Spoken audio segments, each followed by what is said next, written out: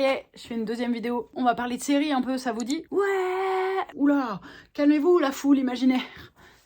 Donc, on va parler de séries aujourd'hui, parce que j'ai parlé de films la dernière fois, et je pense qu'après on parlera de livres. Elle aime vraiment tout, celle-ci. Elle a surtout beaucoup de temps.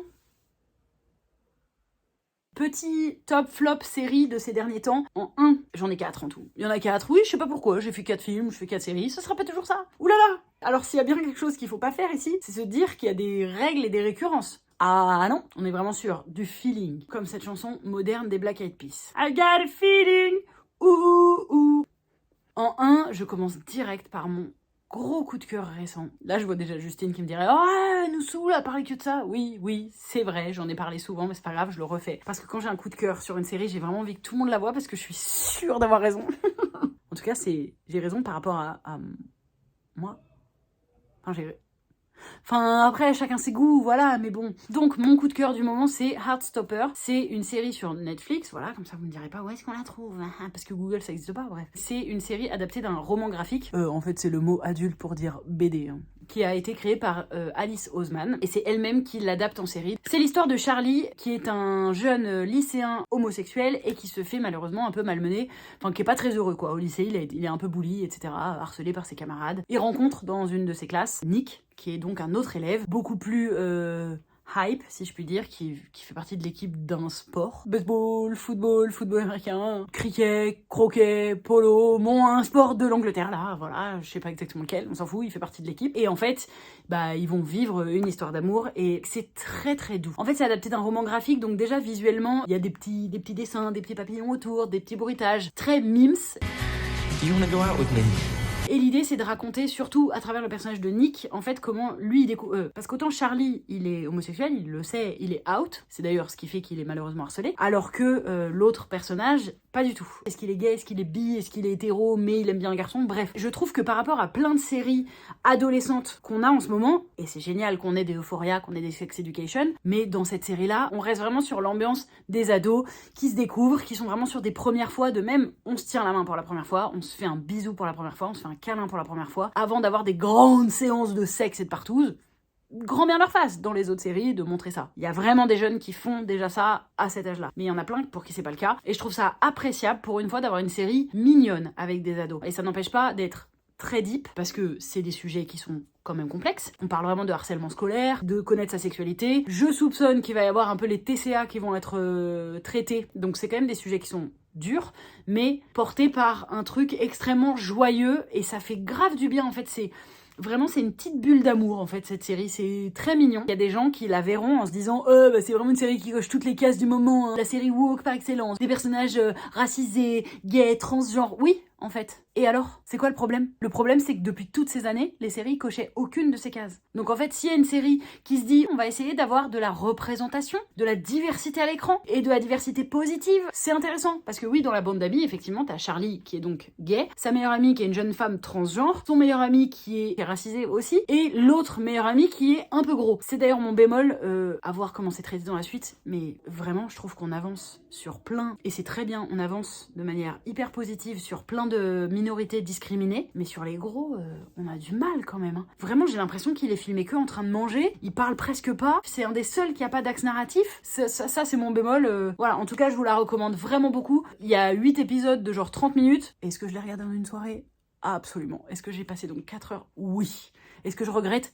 Non, c'était adorable. Et à l'extrême opposé se situe Élité. Putain, pourquoi je regarde encore ça? J'ai regardé la saison 5. Qu'on se le dise, si vous n'avez jamais regardé, ne commencez pas. C'est vraiment pas bien. C'est pas bien pour plein de raisons. Et éventuellement, regardez la saison 1, mais ça va vous donner envie de regarder la suite. Donc, la saison 1 de Élite, c'était vraiment un lycée de jeunes ultra riches espagnols, de vraiment l'élite, du coup, d'où le titre. Au premier épisode, il y a un cadavre. D'abord, on veut savoir qui est l'élève en question qui a été tué, et puis évidemment, on veut savoir qui l'a tué et pourquoi, tu vois. Et donc, tu restes accroché à la série pour savoir ça. Et en fait, c'est qu'un prétexte pour nous montrer des jeunes espagnols riches qui baissent beaucoup. Beaucoup. Et à plusieurs. Et les uns les autres, et toi, et c'est trop. Et la deuxième saison, c'est encore une fois la même chose. Il y a à nouveau un cadavre, je sais plus. Je crois que le but de la série, c'est que tout le monde meurt, en fait. Et qu'à chaque fois, on se demande qui a tué la nouvelle personne qui est morte. C'est chiant. Et là, alors, la dernière saison, je crois que là, on a touché le fond. Dans l'avant-dernière, déjà dans la 4, il y a un personnage qui arrive, qui est un prince. Non mais, toujours plus. Français.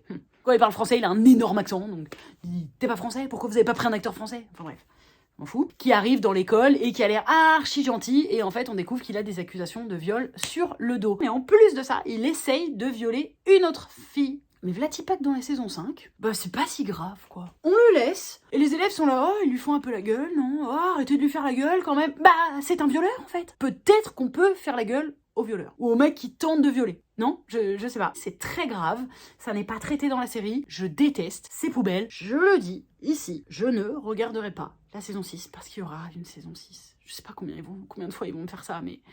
J'arrête. Jusqu'à maintenant, c'était juste de la merde, et là, maintenant, c'est dangereux. Je me suis vraiment dit, mais oh, non, mais pour les jeunes, mais tout le monde, en fait, qui regarde ça, mais le message, il est horrible. Putain, il est horrible. On enchaîne avec Une fois n'est pas coutume. Ça veut dire quoi, une fois n'est pas coutume? Ça veut dire une fois, mais ça sera pas une coutume. Ouais, voilà. J'ai regardé une série française. Ça n'arrive pas souvent, parce que je n'aime pas ça. J'ai pas spécialement d'explication, si ce n'est que j'accroche pas. Je sais qu'il y en a des superbes que j'aurais pu regarder, Les Engrenages, Bureau des légendes, mais bon, je suis passée à côté, tant pis pour moi. Je sais qu'il y en a eu des bonnes, mais moi, celles que j'ai regardées m'ont jamais convaincu. Même 10%, les premières saisons ça passe, la dernière saison, j'ai trouvé ça nul à chier, enfin, j'ai détesté. J'ai regardé Parallèle, j'ai vraiment regardé parce qu'il y avait Omar Mebrouk dedans, et que c'est un pote à moi, donc je me suis dit, ouh, trop rigolo de regarder un ami dans une série. C'est la première série française Disney, je crois. Et ben, c'est pas mal. Je crois qu'il y a que 8 épisodes d'une trentaine de minutes, donc ça se regarde assez vite. Je l'ai quand même moins consommé rapidement que Heartstopper, parce que c'est pas non plus un gros coup de cœur. Oui, bonjour, c'est Camille du montage. Je me rends compte que pour cette série, j'ai oublié de raconter de quoi ça parlait. Parallèle, c'est donc tout simplement l'histoire de 4 adolescents qui passent une soirée dans un bunker. Jusqu'ici, rien de plus classique. Il y a un espèce d'accident, une coupure de courant, et fiouf, lorsque le courant se rétablit, il y en a 2 qui ont disparu, il y en a un qui a 30 ans, alors qu'il avait 14 ans, tu vois. La série n'aura de cesse de nous expliquer un peu comment ça a pu se passer, et puis surtout de faire en sorte que les personnages se retrouvent à l'âge qu'ils avaient, enfin bref. Si vous avez déjà vu la série Dark, qui est une série finlandaise ou suédoise, ou allemand, un truc comme ça, qui parle de voyage un peu dans le temps, de personnages qui se rencontrent eux-mêmes, enfin les versions d'eux-mêmes plus vieux ou plus jeunes, etc. Ça fait un peu la version Lidl de ça, si je puis dire. Mais ce que je peux reconnaître vraiment à la série, c'est qu'elle est très ambitieuse. Parce que, justement, il y a cette richesse de scénario de un peu de voyage dans le temps, univers parallèle, plus des ellipses temporelles dans la série. L'ambition du scénario m'a plu. Pour moi, le gros défaut de cette série, c'est le... comment dire ? C'est le manque d'émotion. Je sais pas si je vais être claire, mais en gros, il est question d'enfants, ou plutôt d'ados qui disparaissent, et lorsqu'ils disparaissent, leurs parents, 2 jours après, sont là genre « Ouais, ça va Michel, oui, bah attends, je vais aller faire ça bientôt. » En fait, ton fils a disparu, enfin, je veux dire... la prunelle de tes yeux, tu vois, enfin en fait, à chaque fois ça me sortait un peu de la série, je me disais « Oh, enfin, ah bah draguez-vous, carrément, alors que ton enfant a disparu, enfin bon... » Donc voilà, il y a des trucs un peu grossiers quand même, mais honnêtement, c'est un divertissement tout à fait appréciable, ambitieux. Le jeu des comédiens qui peut être vraiment quelque chose qui me dérange énormément dans les séries françaises, je sais pas pourquoi, pourtant je suis capable d'aller au cinéma voir plein de films français et d'adorer ça, mais dans les séries, je trouve que le jeu est très souvent mauvais, et où les dialogues, je pense que tout ça est lié. Là, en l'occurrence, ça va, je trouve que les ados, je trouve qu'ils jouent pas mal.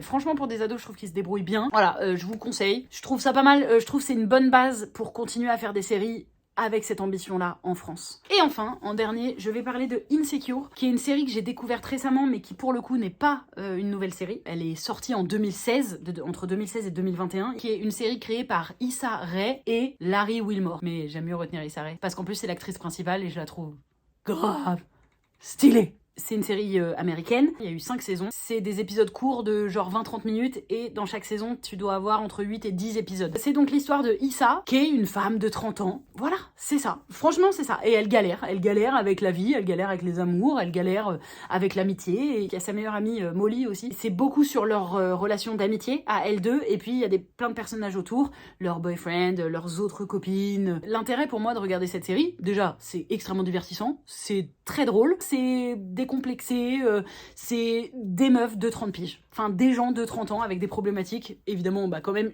en fait, j'en ai certaines en commune parce que je suis une femme de 32 ans, mais après, on va dire 30 ans, quoi. Et en même temps, c'est une série où il n'y a quasiment que des acteurs et des actrices noirs. Et moi, j'aime bien me décentrer de ce que je consomme. Ça fait un moment que j'essaie de faire ce travail-là. Bon, déjà, j'essaie de consommer de plus en plus de contenu fait par des femmes, je me suis aussi rendu compte que je consommais principalement des contenus de personnes blanches. Et que ça m'intéresse de voir autre chose, de me décentrer de moi-même, d'aller voir un peu ailleurs. Ce qui m'intéresse par exemple, c'est que quand je regarde une série comme Grey's Anatomy, je vois qu'à la tête, il y a des personnes noires. Parce que dans la série, oui, je regarde encore Grey's Anatomy, je crois que c'est la série qui arrive le mieux, pour une série qui a 18 saisons, hein, j'entends, à intégrer la société et les problématiques actuelles de société dans la série. Et ça se voit qu'il y a des personnes, comme je disais, noires, qui sont aux commandes, parce qu'en fait, sinon, dedans, ils nous parleraient pas de ça. C'est comme ça. Enfin, si on doit attendre que les hommes blancs parlent d'autre chose que de leur zizi, là, on peut toujours attendre. Ou parlent mal, dans le sens mal le faire, si ce n'est pas parler mal dans le sens insulté, des autres. Donc j'ai regardé Insecure pour cette raison-là. Est-ce que c'est une bonne raison, une mauvaise raison? Je m'en fous. Parce que c'est d'autres problématiques, c'est d'autres rapports familiaux, parce que, effectivement, quand on est blanc ou quand on est noir, on a plein de points communs, mais on a aussi plein de points différents, et que c'est ça qui m'a intéressée aussi en regardant une série comme ça. Et au-delà de ça, c'est une série qui est juste grave divertissante, grave marrante, grave bien faite, une bête de meuf qui a créé ça. Là, elle est sur Prime en ce moment. Oui, bah alors là, je vous ai fait toutes les plateformes, qu'est-ce que vous voulez que je vous dise? Faites comme moi. Quand j'ai envie de voir un truc, le tips de Camille, genre, il y a que moi qui sais. Quand je veux absolument regarder du contenu sur une plateforme et que je ne suis pas à 8€ près, parce que c'est souvent ça le tarif pour un mois, je m'abonne à la plateforme, mais je sais ce que vous dites, ouais, mais après, on oublie de se désabonner. Non, on le fait le jour J. Je m'abonne à la plateforme et dans l'instant qui suit, je me désabonne. Comme ça, je n'ai pas à me poser la question, à mettre dans mon agenda, me désabonner de. Voilà, je l'ai fait, clic, clic. Elle est bien ma technique ou pas? Voilà, il est fini. On dirait pas les petits qui veulent se faire essuyer le cul, là. Encore une fois, je vous mettrai tout en description. Et puis vous, s'il vous plaît, dites-moi, vous, votre avis sur ces contenus-là. Vraiment, j'adore. Mais c'est pas une blague, j'adore. Là, je me précipite à lire les commentaires, pas pour voir qui a vu ma vidéo, vraiment, parce que je veux savoir si vous êtes d'accord avec moi, mais surtout, je veux savoir, vous, ce que vous en avez pensé des contenus. J'adore lire des critiques. Allez, bisous!